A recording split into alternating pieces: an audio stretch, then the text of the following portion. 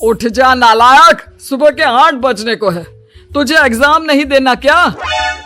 थोड़ी देर और सोने दीजिए ना पापा। तू उठता या फिर मैं तेरे ऊपर पानी फेंकूं? रोज गधों की तरह सोता रहता है, पेपर की कोई टेंशन ही नहीं है। और एक हमारा समय था जब हम पेपर में फेल होने के डर से रात भर पढ़ा करते थे, सो ही नहीं पाते थे। तो क्या अब आप उसका बदला मुझसे लेंगे? मैं 15 मिनट बाद उठ जाऊंगा, आप प्लीज जाइए, मुझे डिस्टर्ब मत कीजिए। इतना कहकर रौनक रजाई ढककर फिर से सो जाता है। तू ऐसा नहीं मानेगा, रुक मैं अभी पानी लेकर आता हूं। बस फिर क्या था, इतना कहकर वो भागते हुए बाथरूम में जाते हैं और पानी की एक बड़ी सी बाल्टी लाकर रौनक के ऊपर फेंक देते हैं। पानी पड़ते ही रौनक झट से उठ जाता है। ये आपने क्या किया पापा? अब तो उठेगा नहीं तो यही करना पड़ेगा ना। वैसे थैंक्स डैड, आपके कारण ना अब मुझे नहाने की भी जरूरत नहीं पड़ेगी। चलिए अब आप माँ से बोलकर मेरे कपड़े निकलवा दीजिए, तब तक मैं ब्रश कर लेता हूँ। वैसे कल ना आप एक काम और करना, नहलाने के साथ साथ मुझे ब्रश भी करवा देना। ये ब्रश करने में ना मुझे बहुत आलस आता है। रौनक की बातों से अरविंद का मुंह खुला का खुला रह जाता है।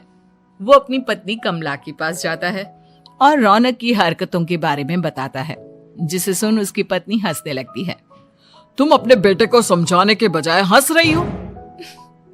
रौनक बच्चा है, धीरे धीरे सुधर जाएगा, आप क्यों उसके पीछे पड़े रहते हो? अभी नहीं सुधरेगा तो कब सुधरेगा? 10वीं क्लास में है रौनक, वो अब कोई बच्चा नहीं रहा।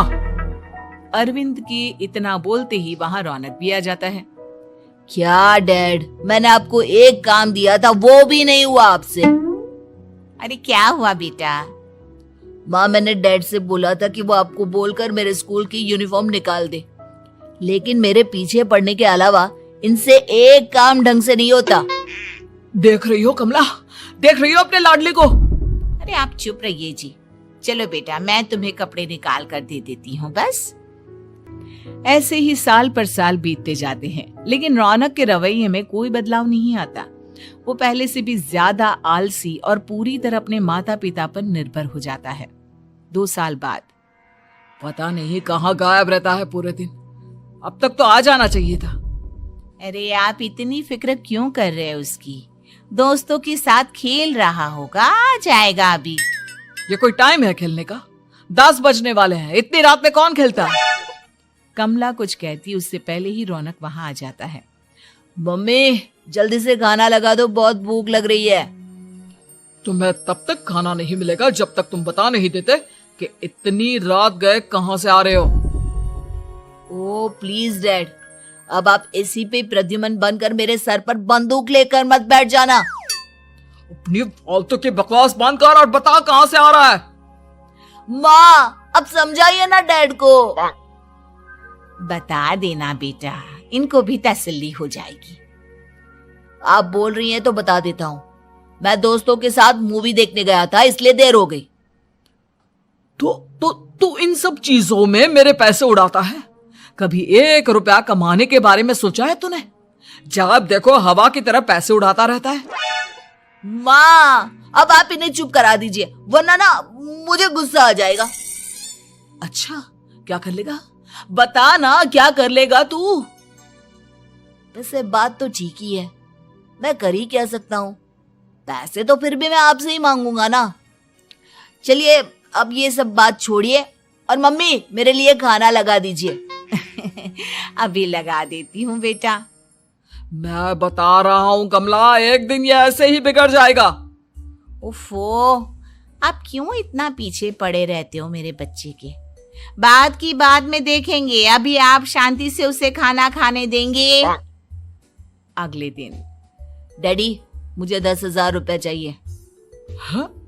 अब इतने पैसे क्यों चाहिए तुझे? डैड आप बिना सवाल किए कभी पैसे नहीं दे सकते क्या?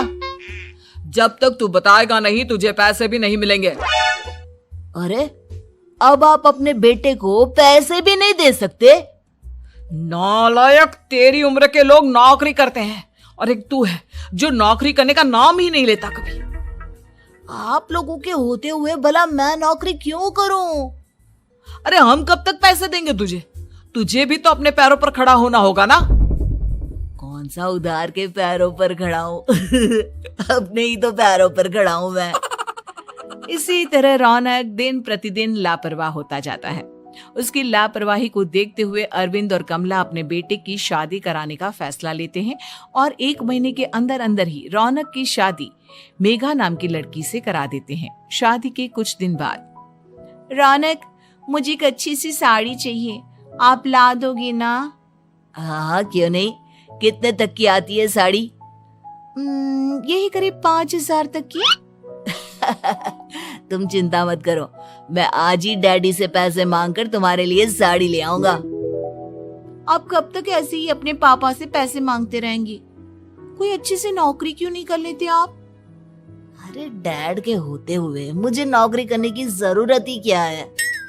पर आप ऐसे कब तक उनसे पैसे मांगते रहेंगे? कुछ आपको अपने दम पर भी तो करना होगा ना। अब तुम भी बाकी लोगों की तरह मुझे ज्ञान देना शुरू मत कर देना। साड़ी चाहिए ना तुम्हें, मिल जाएगी बस। इतना कहकर रौनक अपने पिता से पैसे मांगने चला जाता है। डैडी, मुझे 5,000 रुपया चाहिए। अब 5,000 क्यों चाहिए तुझे? वो मेघा को साड़ी चाहिए थी। अरविंद आगे बिना कुछ कहे चुपचाप उसे पैसे निकाल कर दे देता है। कुछ दिन बाद, तुम्हें नहीं लगता कमला, रौनक हम पर पहले से भी ज्यादा डिपेंड हो गया है? मुझे तो अब उसके भविष्य की चिंता होने लगी है। कल को हमें कुछ हो गया तो वो क्या करेगा? काश तुमने पहले ये सोच लिया होता तो आज हमारा बेटा इतना लापरवाह नहीं होता। तब मुझे कहाँ पता था कि मेरा लाड़ प्यार उसे इतना बिगाड़ देगा कि वो इस हद तक लापरवाह बन जाएगा। कोई बात नहीं, अभी भी देर नहीं हुई। मुझे पता है उसे कैसे सुधारा जा सकता है। कैसे? अरविंद कुछ कहता उससे पहले रौनक वहां आ जाता है और पैसों के लिए हाथ फैलाने लगता है। डैड, मैं और मेघा बाहर घूमने जाना चाहते हैं। अरे वाह, ये आज सूरज कहाँ से निकला है? Dad please. अच्छा चलो अब मुद्दे की बात करो। मुझे अब 25,000 चाहिए। अब तुम्हें 1 रुपया भी नहीं मिलने वाला। अगर तुम्हें पैसों की इतनी ही जरूरत है तो कोई ढंग की नौकरी कर लो। मम्मी, आप कुछ कहिए ना डैड को। बेटा, वो गलत क्या बोल रहे हैं? ये सब हम तेरे भले के लिए ही तो कर रहे हैं। मम्मा, मैंने बताया ना आपको, मुझे नहीं करनी कोई जॉब वॉब। तो ठीक है, निकल जाओ हमारे घर से। तुम्हारे जैसे लोगों के लिए मैंने ये घर खड़ा नहीं किया है। जितना ये घर आपका है ना, उतना ही मेरा भी है। मैं कहीं नहीं जाने वाला। जाना तो पड़ेगा ही तुझे, क्योंकि अब मैं तेरा कोई भी खर्चा नहीं उठाने वाला। ठीक है, मत उठाइए मेरा खर्चा, मैं अपने दम पर भी जी सकता हूँ। तो बेशर्मों की तरह अब तक यहाँ क्यों खड़ा है? अपना सामान ले और निकल जाए यहाँ से। रौनक पैर पटकते हुए वहां से चला जाता है। घर से निकालना जरूरी है क्या उसे? बिना पैसों के कौन रखेगा उसे किराए पर? अगर उसका भविष्य सुधारना है तो हमें अपने दिल पर पत्थर रखकर ये कदम उठाना ही होगा। दोनों बात कर रहे होते हैं कि रौनक अपनी पत्नी के साथ एक बड़ा सा बैग लेकर घर से निकल जाता है, लेकिन घर से बाहर उसे कोई भी मुफ्त में अपने घर किराए पर नहीं रखता। अंत में थक हार कर वो फिर से अपने घर चला जाता है। क्या हुआ? थोड़ी देर पहले तो दहाड़ते हुए घर से निकला था, अब क्या हुआ? नहीं रखा ना किसी ने तुझे किराए पर? डैड प्लीज, मैं कुछ दिनों में कोई अच्छी सी नौकरी शुरू कर दूंगा। आप तब तक तो हमें रख लीजिए प्लीज। सुबह से रात हो चुकी है लेकिन कोई हमें रखने को राजी नहीं है। अब आप ही बताइए, इतनी रात को मैं मेघा को लेकर कहाँ जाऊंगा? ठीक है ठीक है, बहू की वजह से मैं तुझे घर पर रख रहा हूँ, लेकिन तू इस घर में एक बेटे की नहीं बल्कि एक किराएदार की हैसियत से रहेगा। 3 महीने है तेरे पास। इन 3 महीनों के अंदर अंदर मुझे तेरी पहली तनख्वाह हाथ में चाहिए, समझ गया? पक्का डैड, इन 3 महीनों के अंदर अंदर तो कोई बढ़िया सी नौकरी ढूंढ ही लूंगा मैं। ऐसे ही धीरे धीरे समय बीतने लगता है और अरविंद के दिए 3 महीनों में से 2 महीने बीत चुके होते हैं।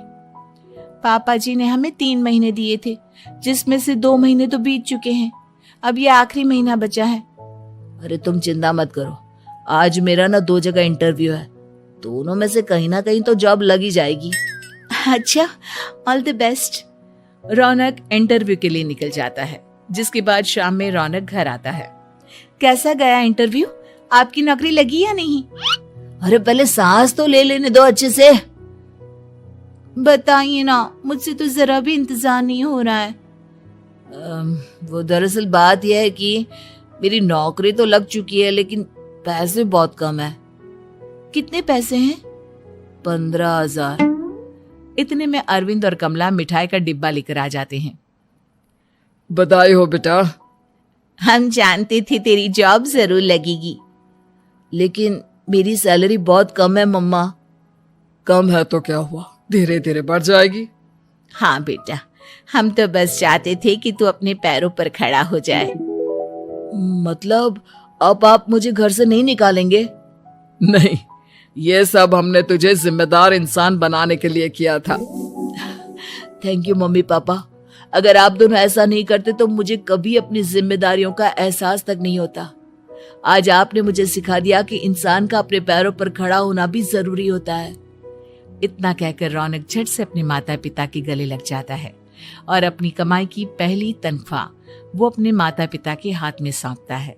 इस तरह रौनक एक गैर जिम्मेदार व्यक्ति से एक जिम्मेदार व्यक्ति